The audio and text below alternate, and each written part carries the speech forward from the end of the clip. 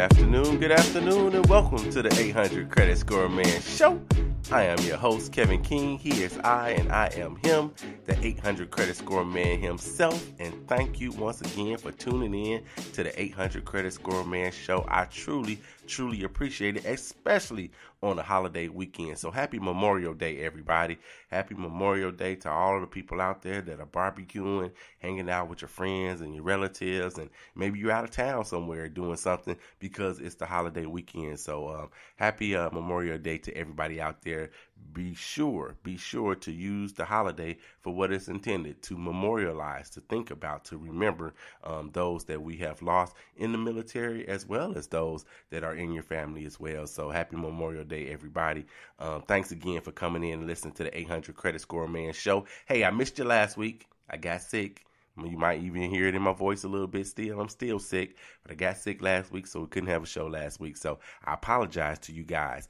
Also, I need to make an announcement. It basically is the 2-year anniversary of the 800 Credit Score Man Show.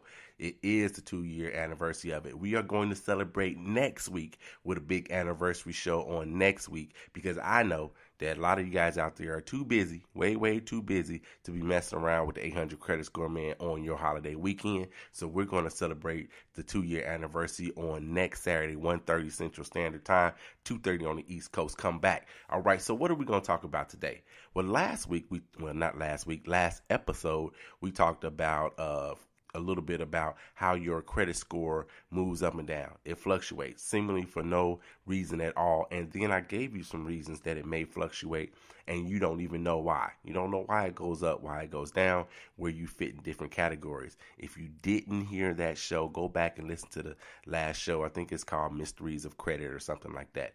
Go back and listen to the last show, and you'll know what I'm talking about. So since we talked about that a little bit, since then, I've gotten a lot of questions here and there and from everywhere, all over. So if you're on social media, follow me. I got a Facebook page, 800 Credit Score Man. Instagram, same thing, 800 Credit Score Man. On Twitter, I'm at Credit Score _Man. I always follow you back on Twitter. So catch me in one of those places and we can connect for sure. So I got a lot of questions about this fluctuation. Why is it going up? Why is it going down? What's going on with it? So I wanted to make sure that I wanted to address that in this week. And so that's what we're going to do. We're going to address the fluctuations a little bit, but we're also going to talk more about the VantageScore. And that's what this episode really is going to be about. It's really going to be about VantageScore. Out of that, question about fluctuations and whatnot, it evolved into, well, why is my score different here versus there when I'm looking online somewhere? So we're going to discuss the VantageScore, because that's why your score is different. One reason that your score is different is because of VantageScore versus being FICO. So we're going to delve into Vantage today. And then we also got a really good question of the day that might take up some time as well. We're going to talk a little bit about car sales. And the reason I chose this particular question for this week is because, again, it's a holiday weekend. You got a holiday weekend. People, everything's on sale. People are out there buying mattresses. They're out there buying whatever else they have on sale. You got mattresses, you got furniture, you got car sales going on. So that is the reason I picked this particular one about car sales today. I'm going to tell you some things, a little trick of the trade, so you know how to get the best deal when it comes down to you and your vehicle. All right, so before I jump right into the show, I gotta give a shout out to this great man. Today, you guys, today is my father's birthday. So happy birthday, Pops. I call him Pop. Doesn't matter if you call him Deacon King, if you call him Bob Charlie, if you call him Uncle Robert, whatever you call him. Don't call him late for dinner. If you call him Chief, whatever it is that you call him, that's my dad. Robert Lee King Sr. celebrates his, I ain't gonna tell how old he is, celebrates a birthday. Today is his birthday. So happy birthday to you, Pops. All right, so let's jump into a little bit about your credit and this whole Vantage thing. So VantageScore, what is VantageScore? I'm sure you've heard of it before. If you haven't heard it from me, you've probably heard it from somewhere else, because I did do a show about VantageScore before. So here's when you find your VantageScore. You find your VantageScore, and it's used to be, and it still is in some circles, called an educational score. So that meant basically that they were basically giving you kind of a little bit of education, a little heads up of what your credit score could be. And typically it's always been free. If you can't get your Vantage score for free, then you're doing something wrong, because you can always get your Vantage score for free. Everybody is offering it. FICO is the one that you might have an issue getting that particular score for free. That's the one you might have an issue getting it for free. So you want to, so the Vantage score though, your Vantage score is the one that you'll see if you have one of the free sites that you can sign up for. So I always shout out Credit Karma, basically. So Credit Karma, that's a Vantage score. If you're getting it from Credit Sesame, that's a Vantage score for the most part. And so then when you also, sometimes if you're calling, maybe your credit card company and they're saying they're giving you a free score, oftentimes it's a Vantage score. If you fill out things online and they're giving you a score and it's basically free, oftentimes it's a Vantage score. So just be aware that it's a Vantage score, not your FICO score. Now, what's really the big deal or big difference between the two? Well, FICO, as we said before, FICO created this whole thing that we do when it comes to credit. So they have their own parameters that they look at. Very similar. VantageScore has come along in the last few years with very similar parameters. And so there is a difference in there because FICO has their formula. It's kind of like if you were trying to get KFC's recipe. You're not going to be able to get the recipe. Now you can go home and you can dissect it. You can say, oh, it tastes a little bit like this, tastes a little bit like that, and try to come as close as possible. But you won't have the KFC recipe. Same thing. So VantageScore has their particular recipe. FICO had it first, so VantageScore came along and tried to copy it, mimic it a little bit, and then also try to improve on it actually. So that's the reason the scores are a little bit different, because they're not exactly the same. Now, since VantageScore has been out and, the emergence of the Credit Karmas of the world, a lot of people have started to use them. So when they first came out, lenders, I won't even say a lot of people, lenders were only and stuck with FICO. No matter where they were at, whichever version of FICO they were on, they were stuck with FICO. FICO was, it's like saying it's your FICO numbers. It's the number. So it's like, back in the day when you say, give me a Kleenex. It's actually a piece of tissue, but you say Kleenex, which is the brand name. Everybody would always say FICO. So that's the number that everybody used. So now more and more lenders have started to use VantageScore, and VantageScore has moved from a 2% share to a 5% share, and now they might be close to an 8 to 10% share of the market when it comes to lenders that are looking at your VantageScore, trying to decide if they're going to lend you money. Now, I wouldn't go out worrying so much about my VantageScore that much, like getting my VantageScore up versus getting my FICO score, because of that imbalance. Because 90% of the people are actually using FICO. But most of the time, if you're watching your Vantage score, and I use Credit Karma all the time, so most of the time, if your Credit Karma score is going up, then most of the time your FICO score is going up as well. So it's a very good gauge if you're using it like that. It's a very, very good gauge if that's the way you'll be able to use it, because it's something that you can look at for free 24/7 if you want to. So let's talk about Vantage then. So when it comes to Vantage, they have 5 criteria, just like FICO has. FICO has 5 criteria. Vantage has 5 criteria. The criteria for them are basically the same when it comes to the numbers and what percentage helps you out or hurts you or what have you. So 35% is how well you pay. You got that payment portion in there.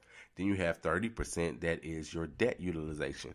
Looking at your credit cards, how much money of all the limits that you have, how much is your balance and what that is. They want you to be at a different percentage necessarily to get the best score for yourself. So you got that 35% for payment. You got 30% for your debt utilization. Then you have 15% for your length of history, which is your average length of history, the time you've actually had credit when they average it out.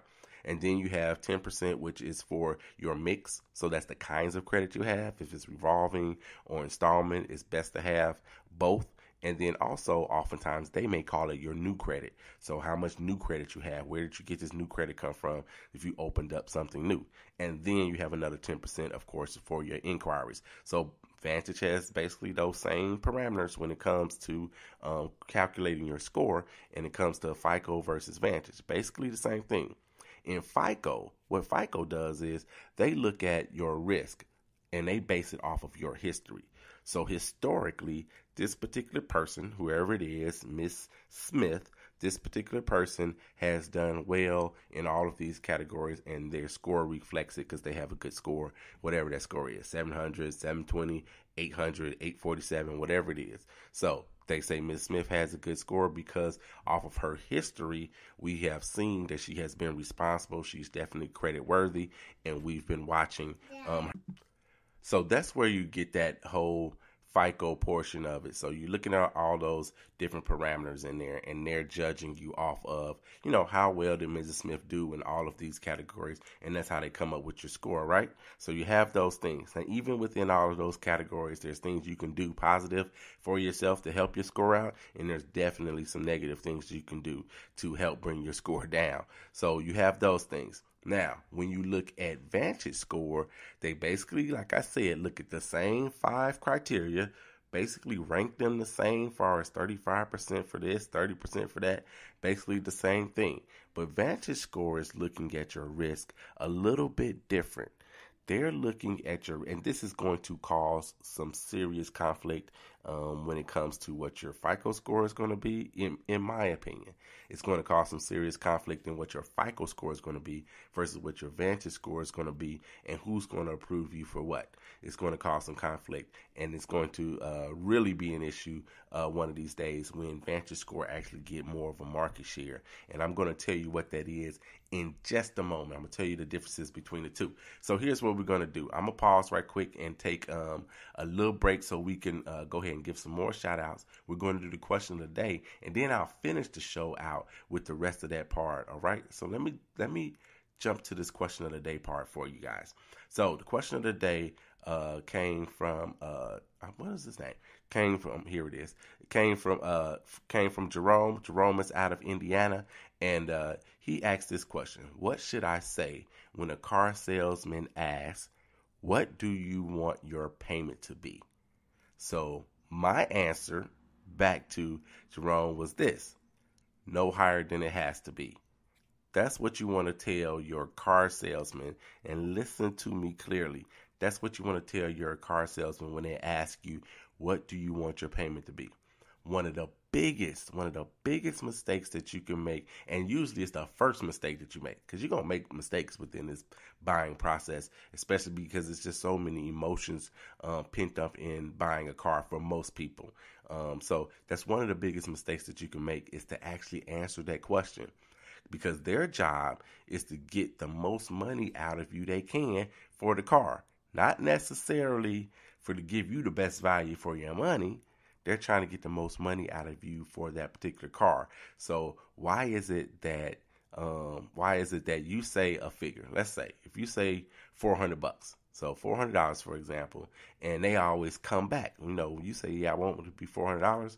You go, you find the car. They say, yeah, we could probably make it around there, and they always come back at $418 or even higher. They always come back.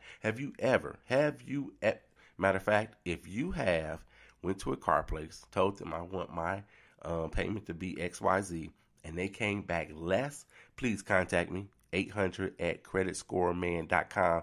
Please contact me. I would love to hear how that went down, and I would love to know what car place that is that did that. So please contact me, 800@creditscoreman.com. So why do they always come back with, okay, it's going to be 418 or even higher than that, whatever? It's so rare for them to come back with the lower one.